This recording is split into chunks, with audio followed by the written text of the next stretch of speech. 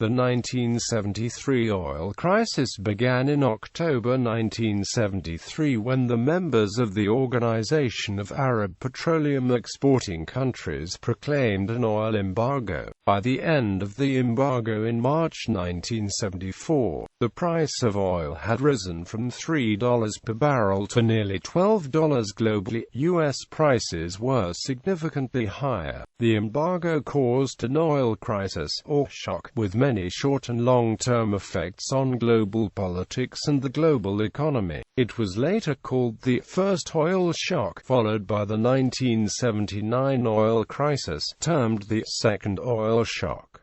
Summary: the embargo was a response to American involvement in the 1973 Yom Kippur War. 6 days after Egypt and Syria launched a surprise military campaign against Israel, the U.S. supplied Israel with arms. In response to this, the Organization of Arab Petroleum Exporting Countries announced an oil embargo against Canada, Japan, the Netherlands, the United Kingdom and the U.S. The crisis had a major impact on international relations and created a rift within NATO. Some European nations and Japan sought to disassociate themselves from United States foreign policy in the Middle East to avoid being targeted by the boycott. Arab oil producers linked any future policy changes to peace between the belligerents. To address this, the Nixon administration began multilateral negotiations with the combatants. They arranged for Israel to pull back from the Sinai Peninsula and the Golan Heights. By January 18, 1974, U.S. Secretary of State Henry Kissinger had negotiated an Israeli troop withdrawal from parts of the Sinai Peninsula. The promise of a negotiated settlement between Israel and Syria was enough to convince Arab oil producers to lift the embargo in March 1974. Independently, OAPEC members agreed to use the leverage over the world price-setting mechanism for oil to stabilize their incomes by raising world oil prices. After the recent failure of negotiations with Western oil companies, the embargo occurred at a time of rising petroleum consumption by industrialized countries and coincided with a sharp increase in oil imports by the world's largest oil consumer, the United States. In the aftermath, targeted countries initiated a wide variety of policies to contain the future dependency. The 1973 oil price shock with the accompanying 1973-74 stock market crash were regarded as the first discrete event since the Great Depression to have a persistent effect on the U.S. economy. The embargo's success demonstrated Saudi Arabia's diplomatic and economic power. It was the largest oil exporter and a politically and religiously conservative kingdom. Background: U.S. oil production decline. In 1970, U.S. oil production started to decline, exacerbating the embargo's impact. Following this, Nixon named James E. Akins as U.S. ambassador to Saudi Arabia to audit U.S. production capacity. The confidential results were alarming. No spare capacity was available and production could only decrease. The oil embargo had little effect on overall supply, according to Akins. OPEC, the Organization of the Petroleum Exporting Countries, which then comprised 12 countries, including Iran, 7 Arab countries, plus Venezuela, Indonesia, Nigeria and Ecuador, was formed at a Baghdad conference on September 14, 1960. OPEC was organized to resist pressure by the Seven Sisters to reduce oil prices. At first, OPEC operated as an informal bargaining unit for resource-rich Third World countries. OPEC confined its activities to gaining a larger share of the profits generated by oil companies and greater control over member production levels. In the early 1970s it began to exert economic and political strength. The oil companies and importing nations suddenly faced a unified exporter bloc. End of the Bretton Woods currency accord. On August 15, 1971, the United States unilaterally pulled out of the Bretton Woods Accord. The U.S. abandoned the gold exchange standard whereby the value of the dollar had been pegged to the price of gold and all other currencies were pegged to the dollar, whose value was left to float. Shortly thereafter, Britain followed, floating the pound sterling. The other industrialized nations followed suit with the respective currencies, anticipating that currency values would fluctuate unpredictably for a time. The industrialized nations increased the reserves in amounts far greater than before. The result was a depreciation of the dollar and other industrialized nations' currencies. Because oil was priced in dollars, oil producers' real income decreased. In September 1971, OPEC issued a joint communique stating that, from then on, they would price oil in terms of a fixed amount of gold. This contributed to the oil shock.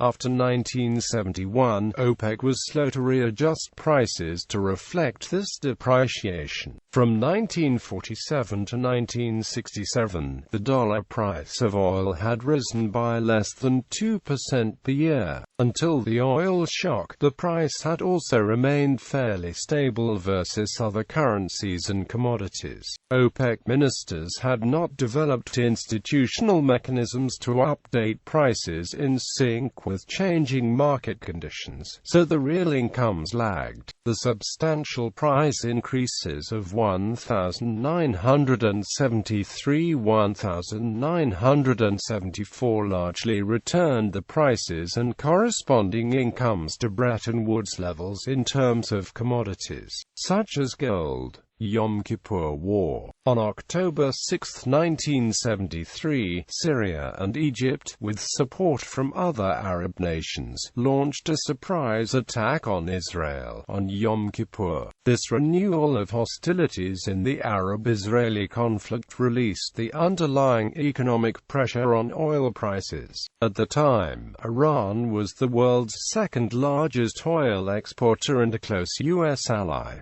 Weeks later, the Shah of Iran said in an interview, "Of course is going to rise. Certainly. And how? You've increased the price of the wheat you sell us by 300%, and the same for sugar and cement.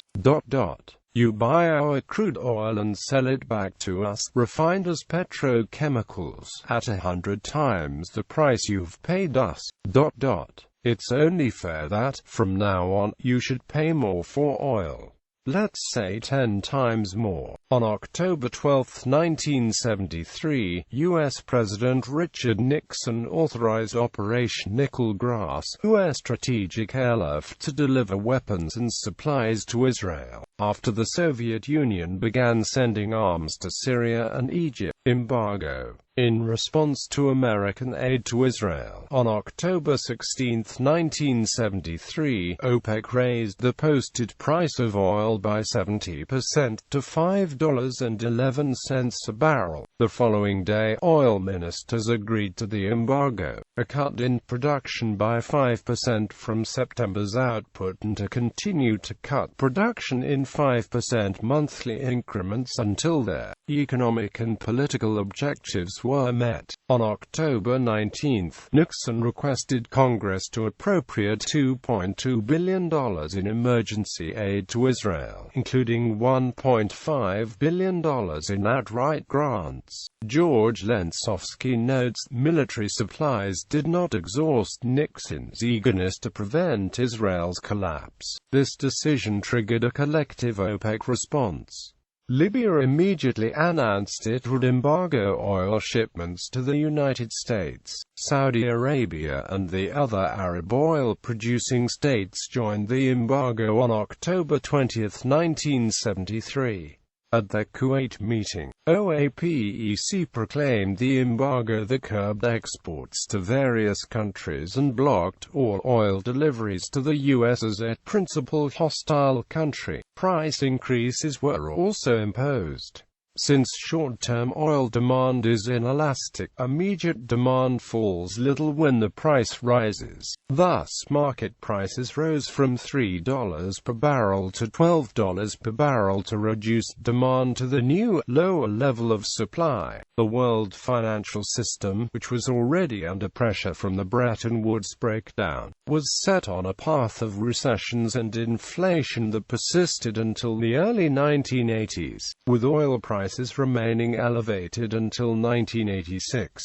Over the long term, the oil embargo changed the nature of policy in the West towards increased exploration, alternative energy research, energy conservation and more restrictive monetary policy to better fight inflation. Chronology: January 1973, the 1973-74 stock market crash commences as a result of inflation pressure and the collapsing monetary system. August 23, 1973, in preparation for the Yom Kippur War, Saudi King Faisal and Egyptian President Anwar Sadat meet in Riyadh and secretly negotiate an accord whereby the Arabs will use the oil weapons as part of the military conflict. October 6, Egypt and Syria attack Israeli-occupied lands in the Sinai Peninsula and Golan Heights on Yom Kippur, starting the 1973 Arab-Israeli War. Night of October 8, Israel goes on full nuclear alert. Kissinger is notified on the morning of October 9.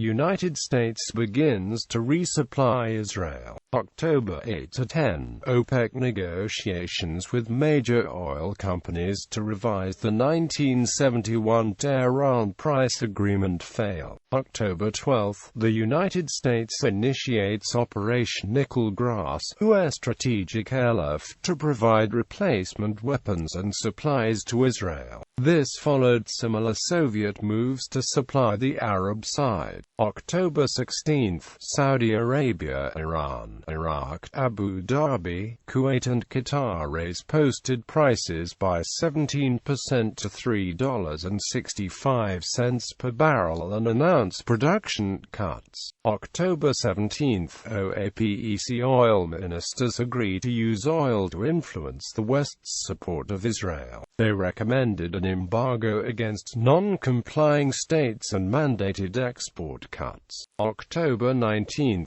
Nixon requests Congress to appropriate $2.2 billion in emergency aid to Israel, which triggers a collective Arab response. Libya immediately proclaims an embargo in oil exports to the U.S.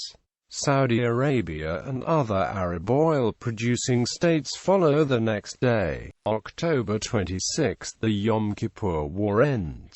November 5, Arab producers announce a 25% output cut. A further 5% cut is threatened. November 23, the Arab embargo is extended to Portugal, Rhodesia and South Africa. November 27, Nixon signs the Emergency Petroleum Allocation Act authorizing price, production, allocation and marketing controls. December 9, Arab oil ministers agree to another 5% production cut for non-friendly countries in January 1974. December 25, Arab oil ministers cancel the January output cut. Saudi oil minister Ahmed Zaki Yamani promises a 10% OPEC production rise. January 7 to 9, 1974, OPEC decides to freeze prices until April 1.